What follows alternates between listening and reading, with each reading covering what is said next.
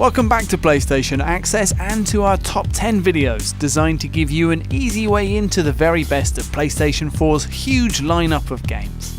This week we're looking at the best action games on PlayStation 4, shining a light on the daring adventures, dazzling combat and high-stakes heroics behind our favourite blockbusters. In no particular order, let's get started with Batman Arkham Knight, because even now, almost 5 years later, it's hard to find a game that looks as good as Rocksteady's closing chapter of the Arkham trilogy, an extraordinary mix of technical muscle and creative flair that gives us a deep, textured Gotham of shadow and light. Knight is a suitable climax to a brilliant series.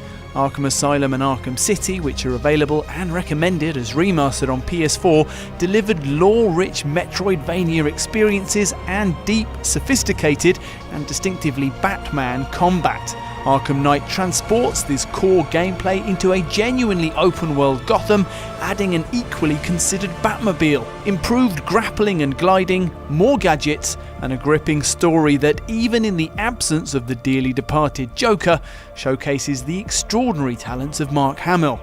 Arkham Knight is a huge, sumptuous send-off and still one of the finest action games there is. If you're lying, I'll break the other one. The other one? Ah!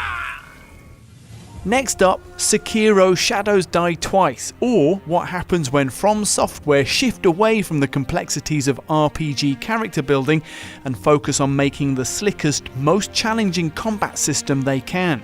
The result is a wonderfully layered fighting experience built around posture, deflections and pure timing. One that's just as rewarding as the gradual grind of Dark Souls, but relies on upping your skills as much as your level. Sekiro is set in Japan's Sengoku period rather than Dark Souls' medieval European-style world, but offers the same satisfying progression, gradually unlocking an interlinked, semi-open environment full of shortcuts and secrets. And you'll get the same rush when you finally overcome bosses and brutal difficulty spikes too, though that final victory here comes with the added rush of having focused and mastered techniques that seemed impossible when you started the game.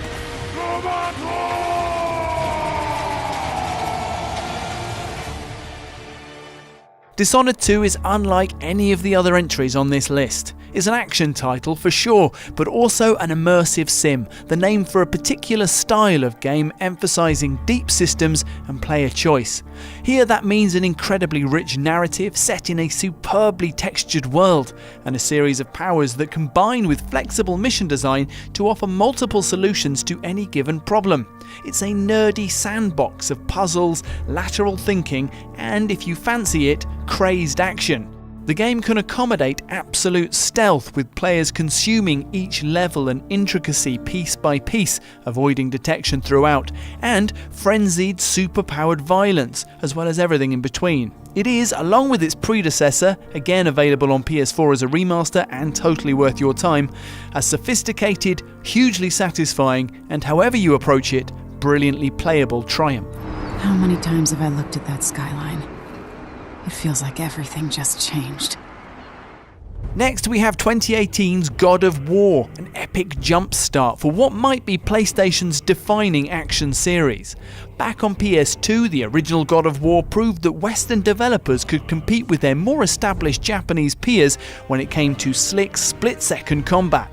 In 2018, the new God of War proved that an evolved form of the same combat could be the foundation for a reinvention of the series, which introduced a depth of character, story and world building that made God of War a blockbuster worthy of standing alongside contemporaries like Uncharted and Horizon Zero Dawn.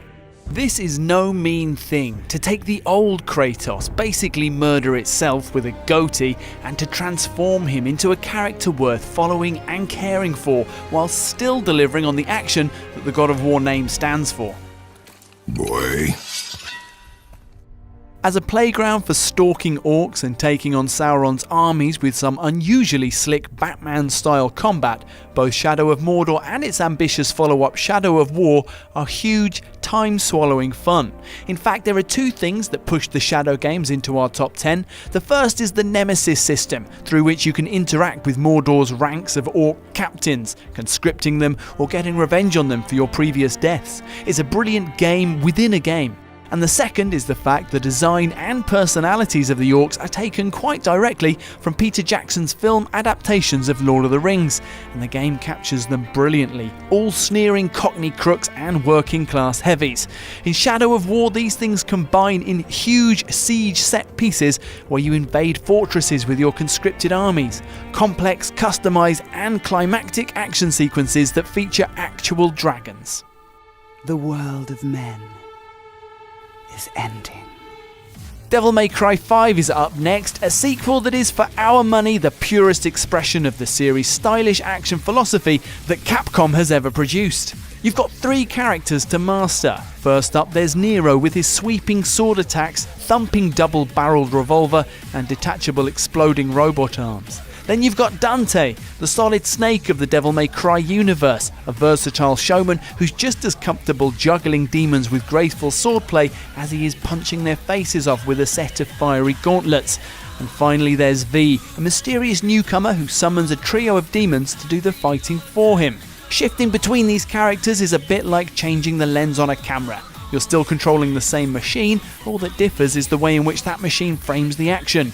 V is the wide angle, offering you a panoramic view of the action, almost as if you're directing a ballet from high in the gallery, which makes Dante and Nero the leading actors, the stars of a combat system where style is substance, and one that encourages you to play again and again until you've achieved that elusive S rank, awarded for fighting as beautifully as possible. Throw in a satisfying story sure to please long-time fans, and you've got arguably the best Devil May Cry yet.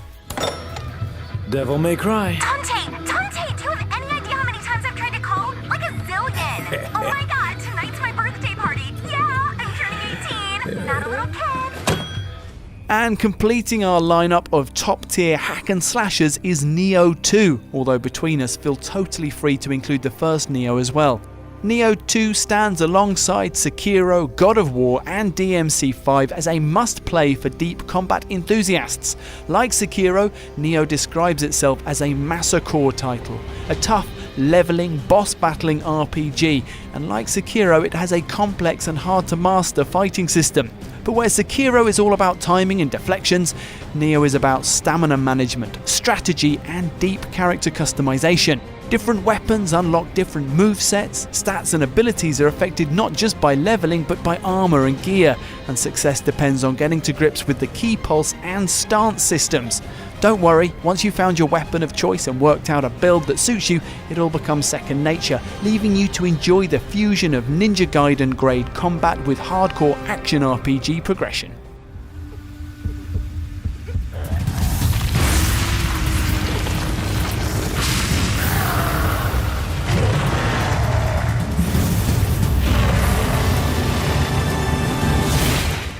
Next up, we have Uncharted 4: A Thief's End, because obviously, if PS3's Uncharted trilogy is a perfect matinee triple bill, action, laughs, romance, Nathan Drake's PS4 send-off takes things to an entirely different level. The ambitious set pieces are still here, the mud-sliding, rope-swinging impossible delivered miraculously into our hands. Globe-spanning environments boast an improbable, simultaneous mix of outrageous scale and minute detail, game-stopping vistas contrasted with authentically modelled rock slides. And above all, there's a weight and seriousness to the story that adds poignancy to the established mix of adventure and laughs. The result is the final chapter that Nathan Drake deserves, a development rather than another run-out, and a chance for us to enjoy him one last time in his most spectacular setting yet. Way to go, Sully. Still got it. Control is a rare gem, a true original which combines gameplay experimentation with stylish visuals and a compelling cult story. Enjoy the X-Files and Twin Peaks vibes of the game's setting, a secretive government agency dealing in the paranormal, based in the oldest house, a brutalist skyscraper semi-hidden and semi-alive in the middle of New York. Jessie Faden arrives to investigate her own past, but is quickly, alarmingly promoted to director, with the agency under attack from a force called the Hiss. It's weird, new weird to be precise, and backed up by fantastic, physics-affronting gameplay, with Jessie's growing set of powers seeing her levitate, mind control, and telekinetically throw her way through environments and enemies alike. Control is wonderfully, uniquely itself, the kind of tantalising, half-understood world of secrets you can totally lose yourself in, and an absolute one-off. Welcome back, Director. And speaking of one-offs, Jedi Fallen Order is our kind of Star Wars game, one that makes full use of the established universe and combines it with new planets, characters, and Star Warsy ideas that give us more to love. Our hero is Cal Kestis, a one-time Padawan who's learned to hide among the ruins of the Fallen Republic and is now forced into action as the Empire comes hunting for Force users. Cal's Force powers and fighting skills unfold into an accessible but deep combat system, while there's a Dark Souls touch to his progression and exploration of various star systems, along with a suitably unlikely crew. But Fallen Order truly stands out when delivering moments that capture the elusive essence of Star Wars magic. A scrapper's yard filled with relics from the Clone Wars, weed-covered walkers in the swamps of Kashyyyk, or the chilled reverence of an ancient temple. Yeah, I'm okay. You alright? No, we are not doing that again. And that's it for our list of the top 10 action games on PS4. We're sure you've got your own suggestions. Let us know what they are in the comments, give this video a like, and subscribe to the channel to keep up with everything from the world of PlayStation. For the players.